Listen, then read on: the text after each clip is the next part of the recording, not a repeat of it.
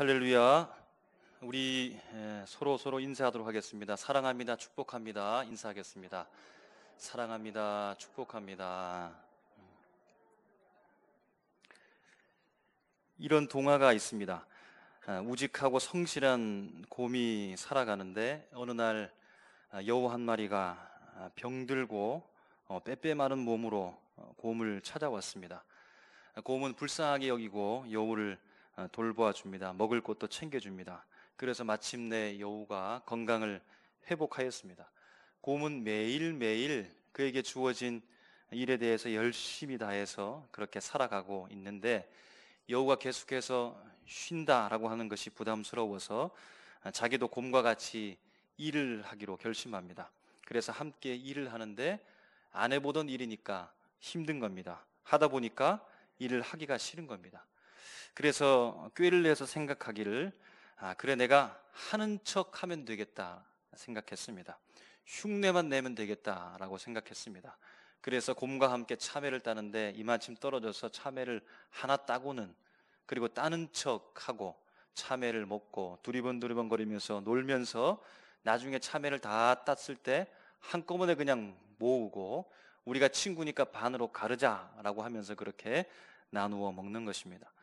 함께 물고기를 잡을 때에도 물고기 한 마리 잡아놓고 잡는 척 하면서 다 끝난 이후에 함께 모아놓고 우리가 친구니까 반으로 나누자라고 하면서 그렇게 반으로 나누어서 먹는 겁니다. 다른 열매를 딸 때에도 그렇게 하는 겁니다. 그러던 어느 날 곰이 꿀을 발견합니다. 곰이 꿀을 너무나 좋아하죠. 그래서 꿀을 발견하고는 허겁지겁 그냥 혼자 다 먹게 되는 겁니다. 여우를 챙겨줘야 된다, 나눠준다 생각도 못한 채 혼자 다 먹어버렸습니다. 이 사실을 알게 된 여우가 곰을 모질게도 야단치는 겁니다. 그래도 네가 친구냐고, 우리가 친구 맞냐고, 혼자 어떻게 그렇게 다 먹을 수 있냐고, 그러면서 그 잘못과 야단을, 비난을 멈추지 않고 계속해서 지적하는 겁니다.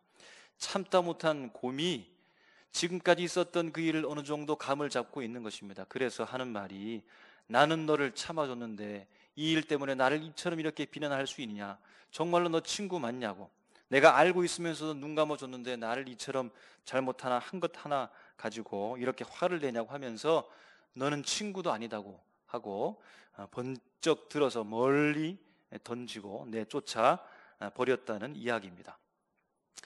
여러분, 살아가면서 진심으로 하는 것이 있고 흉내내는 것처럼 하는 것이 있습니다. 여러분 어떨까요? 마침내 이러한 것들이 드러나게 되는 일이 많이 있습니다.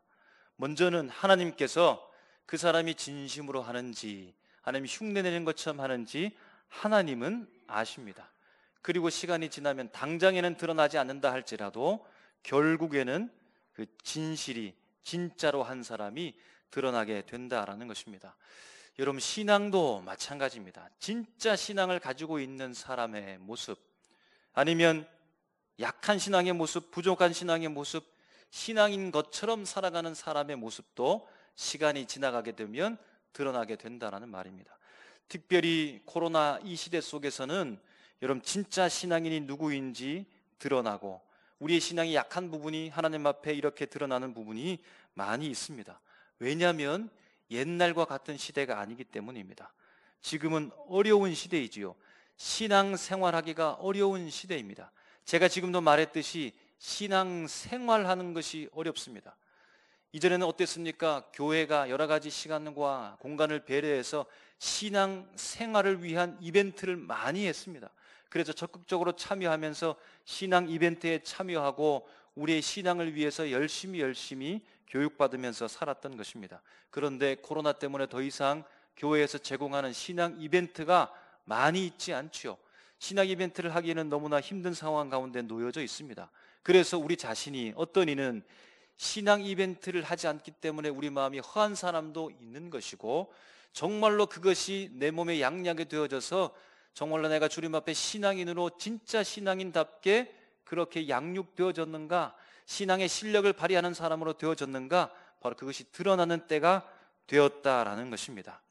어떤 이에게는 지금 이 시간이 차곡차곡 쌓아온 신앙의 실력을 가지고 신앙의 이벤트가 없다 할지라도 공예배에 잘 참여하고 우리가 늘 강조하듯이 가정으로 모여서 예배를 드리고 여호와 경외함을 바로 거기로부터 출발하고 매일매일 큐티하면서 말씀으로 시작하고 말씀으로 마치는 주님과 동행하는 삶을 계속해서 이어가면서 우리에게 주어진 신앙의 과제들을 스스로 그렇게 수행해내는 일들을 하게 된다는 것입니다.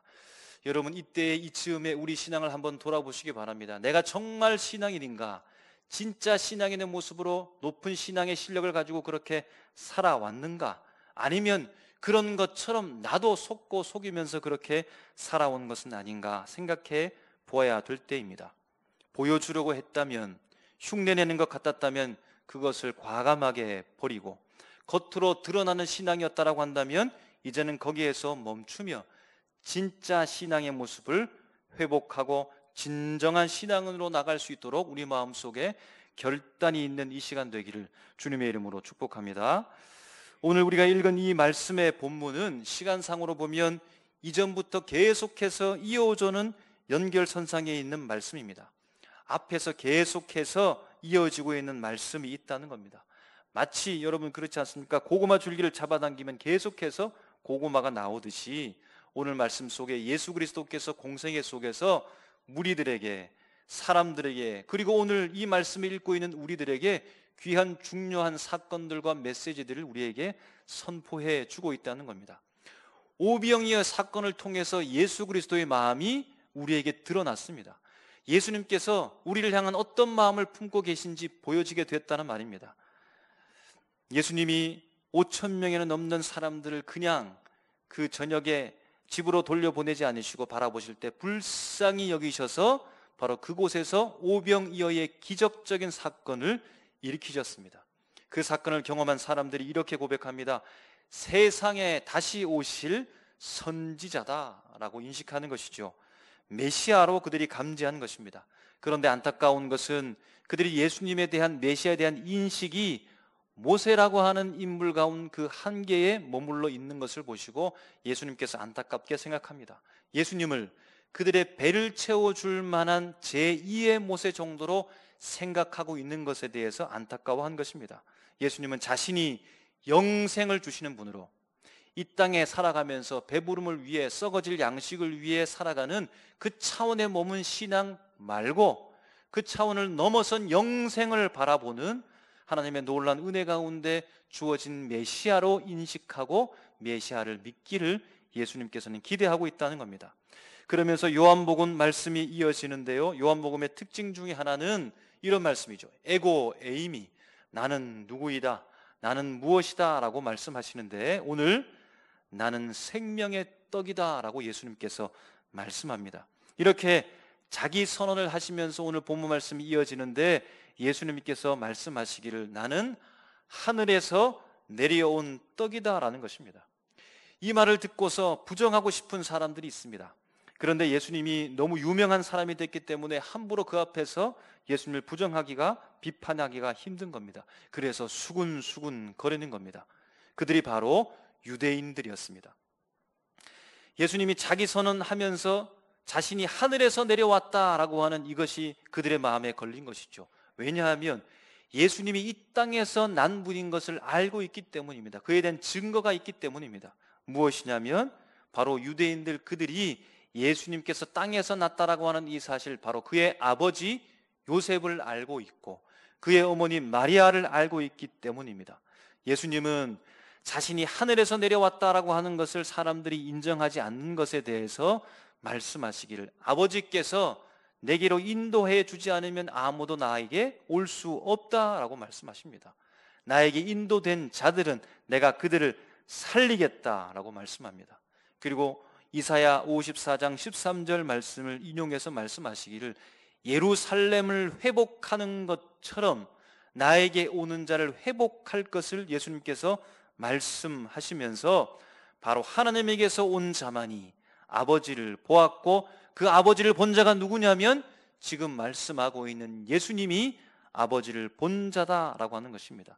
그래서 그 예수 그리스도를 믿게 됨으로 말미암아 영생을 얻을 것을 말씀하고 있는 겁니다. 그리고 마지막으로 옛날 조상들에게 내렸던 만나 이야기를 하시면서 자신이 하늘에서 내려온 떡이라고 선언하고 마지막 51절에 이렇게 말합니다. 내가 너희에게 줄 떡은 세상의 생명을 위한 나의 살, 자신의 살이라고 오늘 본문을 말씀하고 마무리하고 있습니다. 여러분, 오늘 본문에서 예수님의 관심사는 무엇일까요? 주님께서 함께 모여들 무리들과 유대인들에게 하시고자 했던 말씀은 무엇입니까? 예수님께서 계속해서 반복하시면서 에고 에이미, 자기 선언을 하시면서 나를 먹으라고, 나를 통해서 먹으라고 말씀하셨던 먹는 것에 대한 목적은 무엇입니까? 왜 먹으라고 했을까요? 먹는 이유가 무엇입니까? 여러분, 왜 우리가 먹고 있습니까? 이유는 살기 위해서입니다. 살리기 위해서이죠.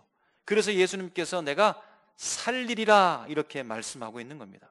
예수님께서 이 땅에 오신 목적, 그리고 그 가운데서 무리들에게, 유대인들에게, 사람들에게 하시는 말씀에 대한 목적은 먹으리라, 먹는 것을 말씀하시는 이유는 그들을 살리기 위해서.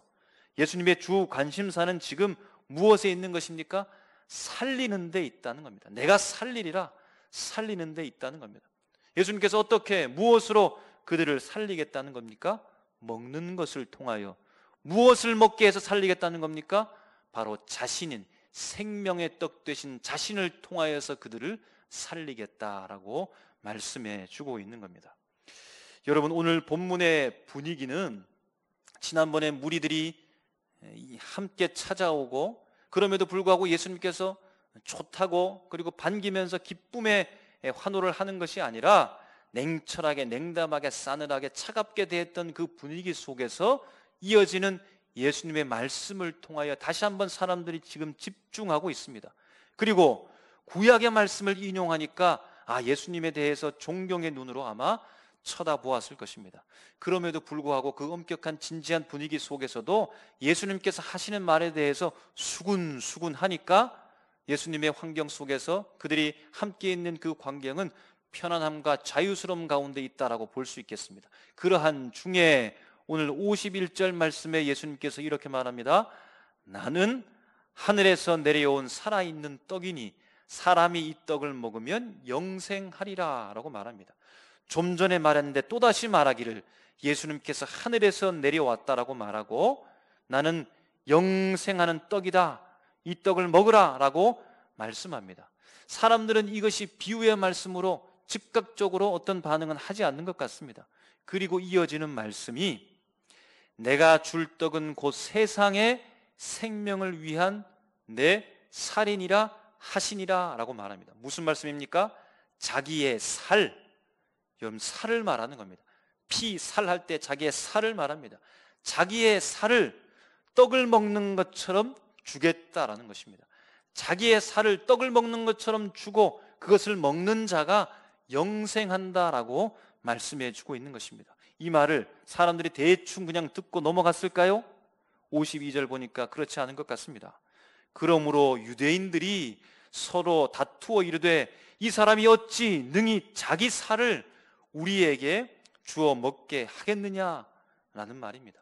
소동이 일어날 정도의 발언인 것입니다.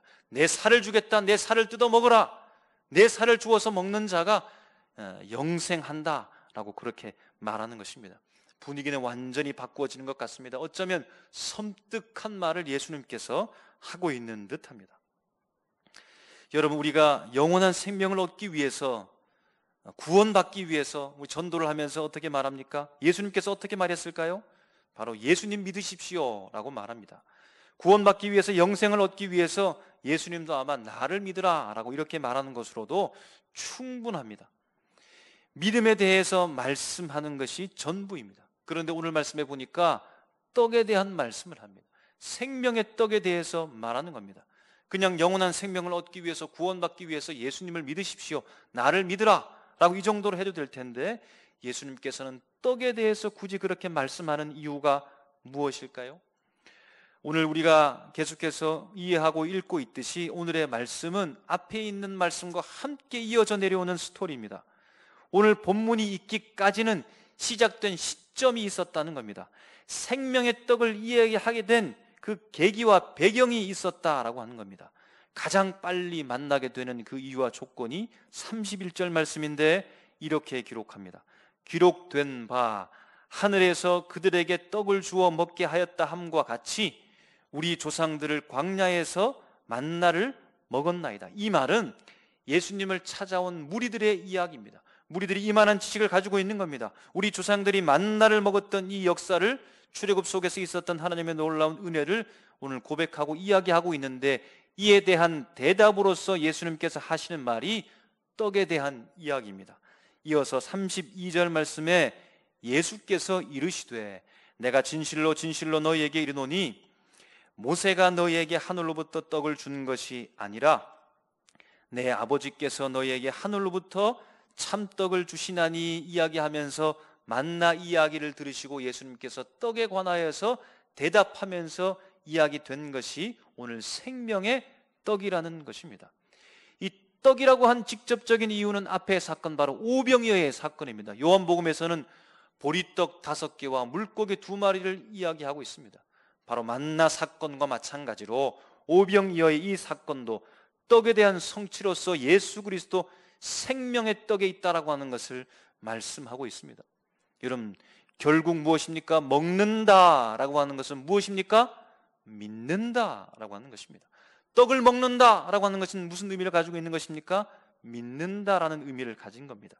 여러분, 믿는다는 것, 먹는다는 것, 이것이 갖는 의미가 무엇입니까? 여러분, 떡을 먹을 때 떡이 우리 몸속에 들어오게 되는 것이죠. 그렇듯이 믿는다라고 하는 것은 받아들인다라고 하는 것을 말씀하고 있는 겁니다.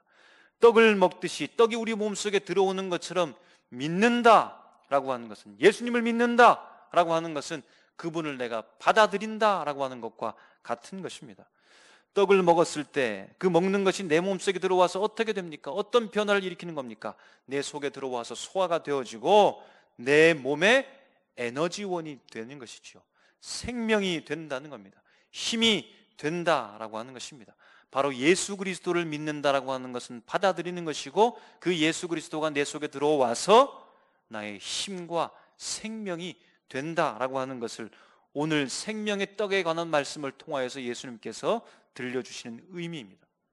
여러분, 그러므로 우리 앞에서 말했던 사람들을 섬뜩하게 했던 말, 세상의 생명을 위한 내 살을 먹으라라고 했던 이 살의 의미, 이 살을 먹는다라고 하는 의미는 무엇으로 종합될 수 있는 것입니까?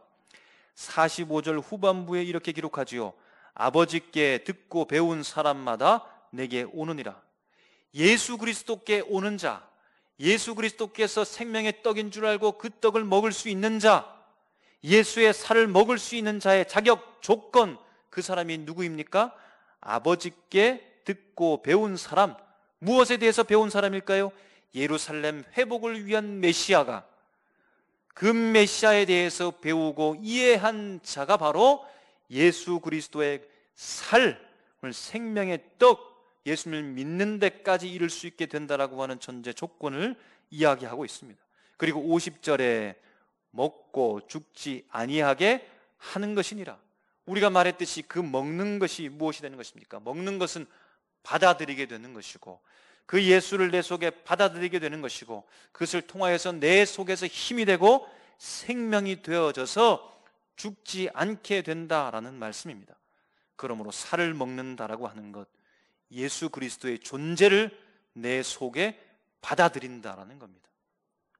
저먼치 멀찍이 서서 예수를 바라보는 것으로 그치는 것이 아니라 저 십자가에 달려 있는 그 예수를 내 마음속에, 내 속에 받아들이게 되는 것이고, 그것을 통하여서 내가 살아야 되는 것이죠. 산다는 것은 무엇입니까?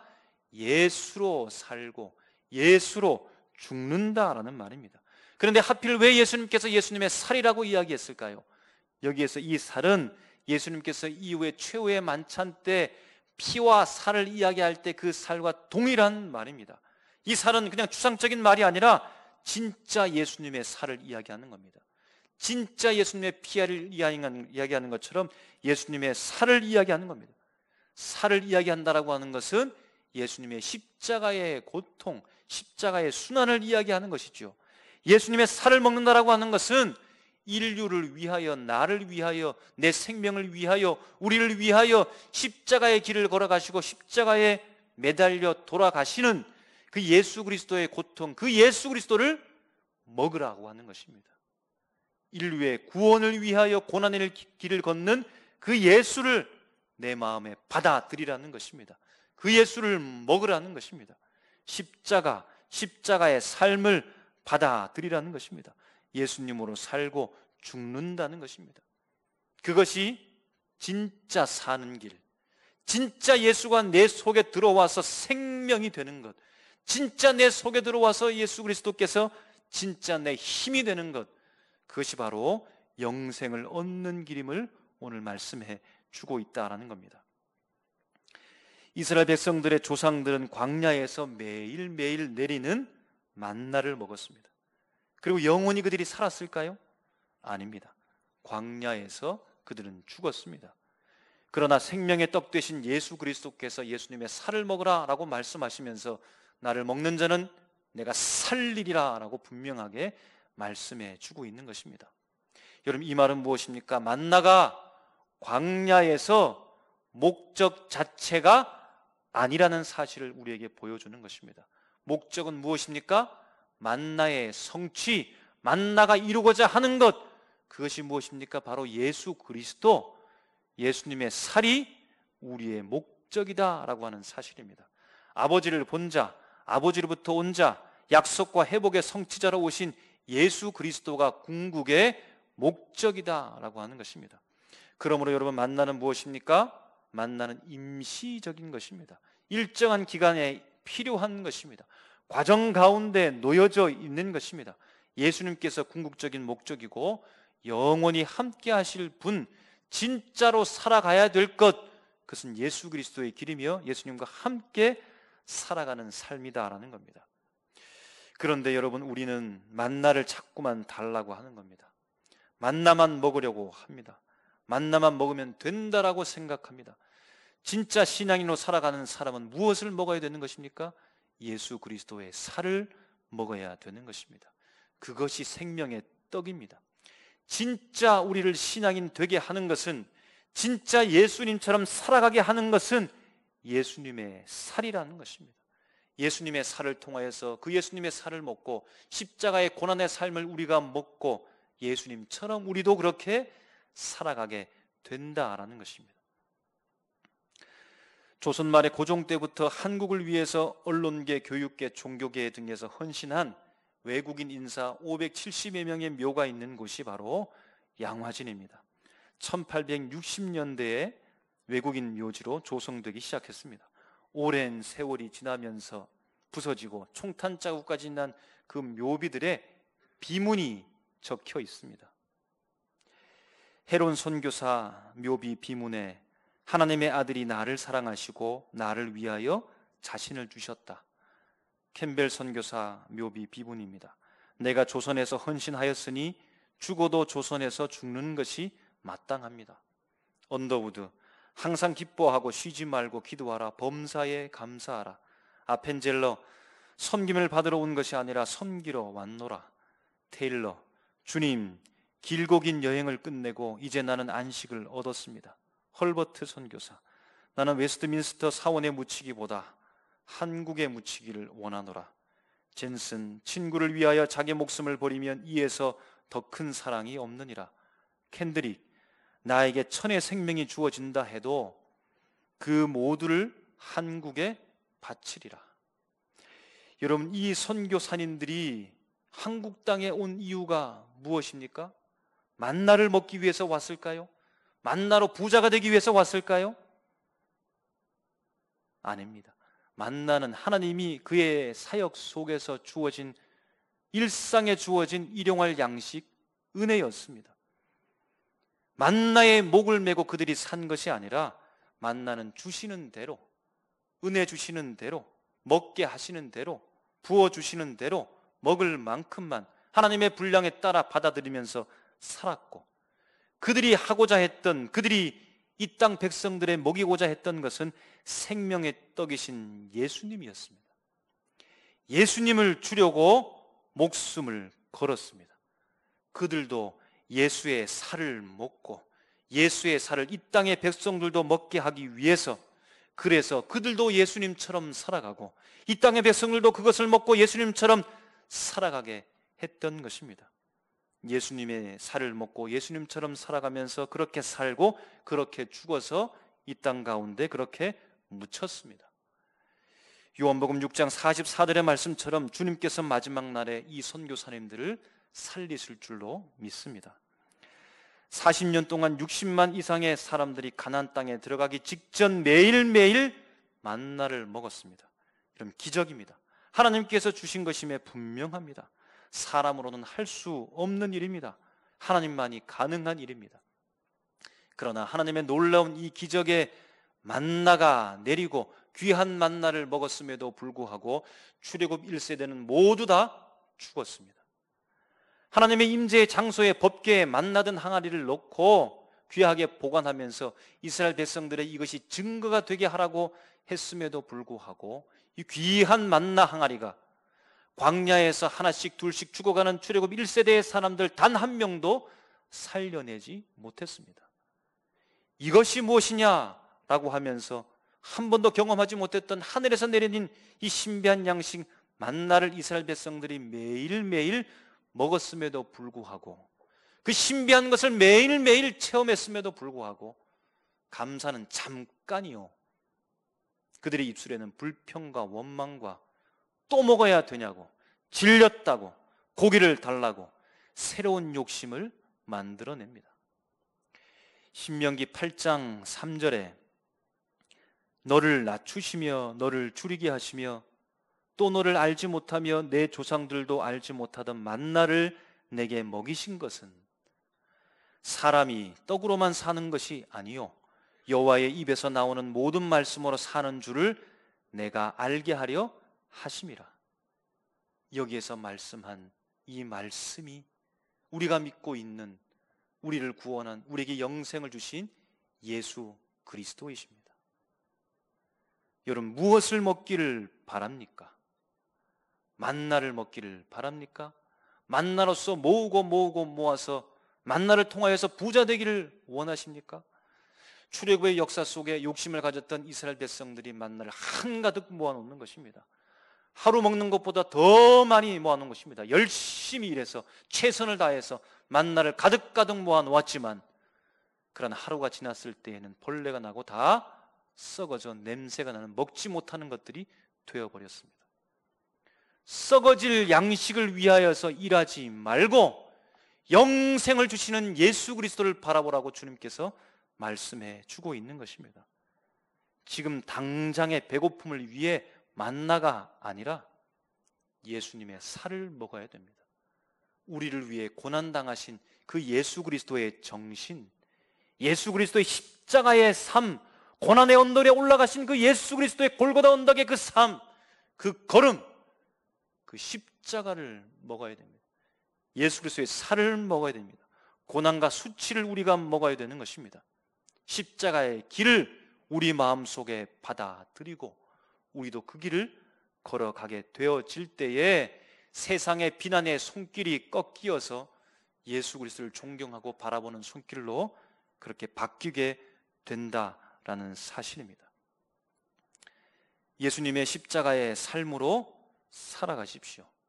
예수님의 살을 먹고 살아가십시오. 그리고 마침내 예수 그리스도의 살을 먹고 죽으십시오. 주 예수 그리스도께서 그에게 오시는 그날에 우리를 영생으로 살리실 줄로 믿습니다. 그 믿음 가지고 살아가게 되어질 때 이 땅의 믿음의 백성들이 주님 앞에서 영광스럽게 사람들 앞에 드러나게 될 것입니다. 진짜 신앙은 만나를 먹고 계속해서 먹으려고 또 쌓아두려고 하는 신앙이 아니라 만나는 하나님의 은혜대로 우리가 두 팔 벌려 그냥 그저 주님 앞에 올려드리는 것 뿐이고 주시는 대로 감사하면서 먹으면서 우리가 정말로 먹어야 될 것, 그것은 예수 그리스도의 살을 오늘 이 시간도 먹으면서 주님께서 가셨던 그 십자가의 길을 우리가 마침내 걸어가게 되어질 때에 진짜 신앙이니 무엇인지, 진짜 신앙이 무엇인지, 정말로 예수 믿고 살아가는 것이 무엇인지 오늘 이 땅 가운데 사람들 앞에 보여주게 된다라고 하는 사실입니다. 힘들어도 어려워도 씹어먹기 어려워도 내 몸으로 소화하기 힘들어도 마침내 그것을 먹어서 주님께서 원하시는 참된 신앙의 모습을 이 땅에 보임으로 말미암아 하나님의 높임을 받게 할 수 있는 우리의 삶의 고백이 다 되시기를 주님의 이름으로 축복합니다. 기도하겠습니다.